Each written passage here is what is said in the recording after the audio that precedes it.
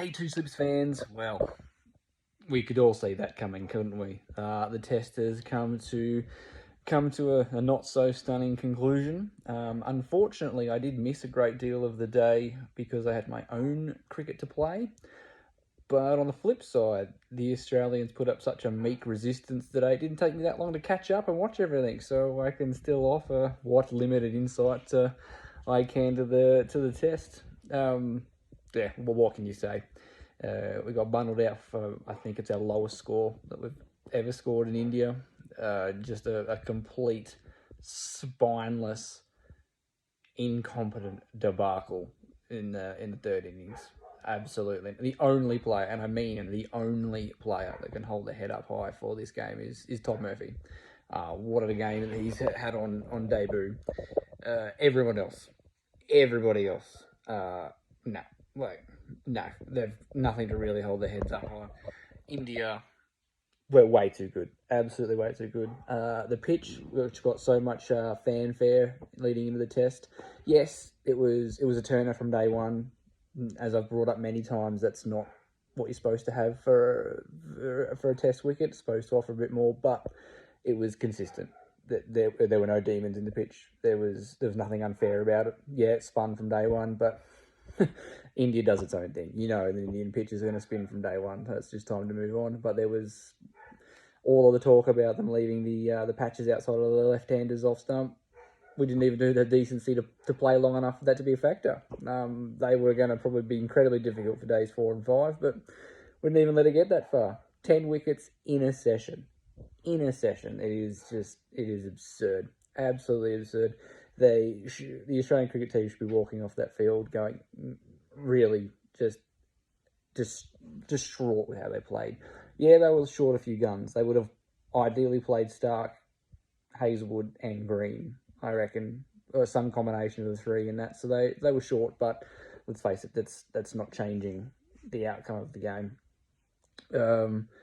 Moving forward from here, I think Nathan Lyon needs to have a long, hard look at himself. How many tours has he gone on now as a player? How many times have you just got this bombardment from ex-players, both Australian and overseas players, saying, Nathan, you're too quick and you're too flat to succeed in the subcontinent, and he just doesn't change his game. He doesn't even put a bat pad on the offside because he feels claustrophobic. You know, he's got 400 plus test wickets. He needs to sort that out.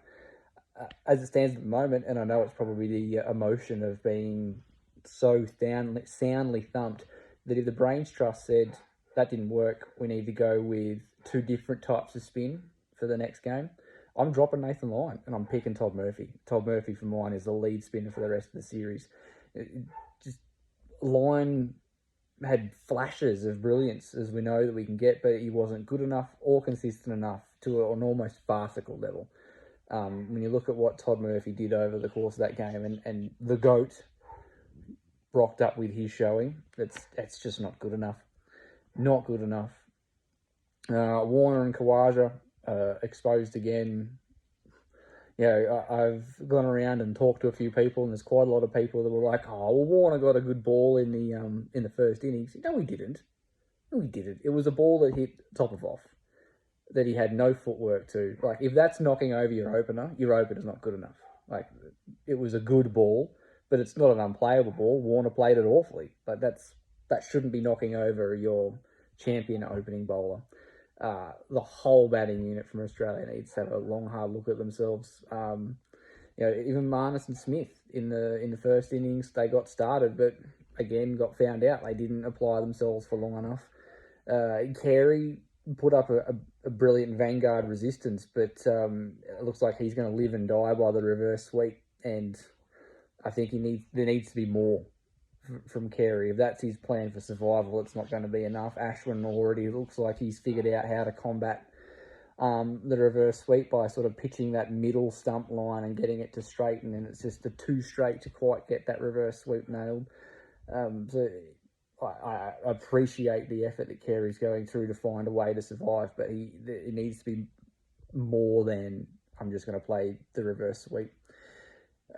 Moving forward, I think we're looking at getting most of our players back. Green, I believe, is going to be fit. Stark should be fit. And Hazelwood was touch and go, but if we've got them all hands on deck, where do we go? We persevered with Renshaw, but is his injury something that we're going to be needing to look at moving forward? I don't know.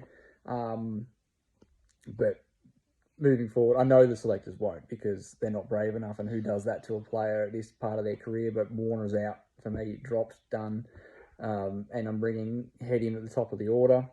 Renshaw makes way for Cam Green, and you're playing Head, Kawaja, Smith, Labuschagne, Smith, Hanscom, Green as your batters, and then deciding where to go from there. Murphy absolutely plays again. I know the selectors are probably going to play Lions, so you're going to go with 2 offies again. And then I would be tempted to go Hazelwood and Cummins, see if you can get a bit of reverse swing happening, but there will be that temptation to go Stark, because Stark will offer some rough outside the off stump for Lyon and Murphy to use, and has had reasonable success in other parts of the subcontinent, so maybe they can get a bit more out of him. But it's going to be interesting to see where they go. But for mine, Australia needs a complete seismic shift of mindset. They've just went out there with the idea of, if we hang around long enough, well, batting will get easier. And it's just not. And we've done that for so many tours now, where we just try and knuckle in and play the hard game and grind it out. And it's just not working. We just don't have the calibre of batsmen to do that. And I really think that there needs to be a push to just maybe go out and try a bit of baseball. Go out and really put the pressure on. Just smack the Indians in the face. I'd rather lose this series 4-0, having a crack, than trying the same tired plan that we have had for the last several tours, not just to India, but everywhere we go in the subcontinent, where it's, if we hang around long enough, runs will come. It's not the case. It's not the case over here. You need to be the master of your own destiny.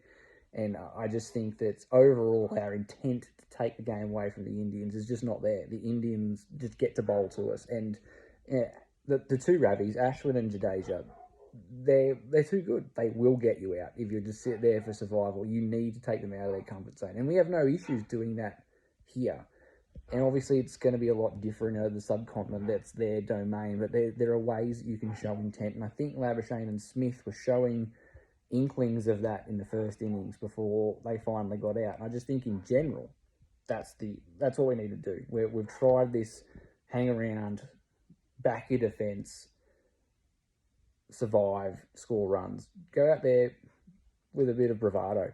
Just see what happens. I mean, we're 1-0 in the hole at the moment, 3 tests to play. We've got to try something, because this is what we do when we go over to India. We just fall in a giant hole with the bat, and our bowlers have no scoreboard pressure to work with. The Indians just chip away, massive lead, game over. So big changes coming up. The troops should be back.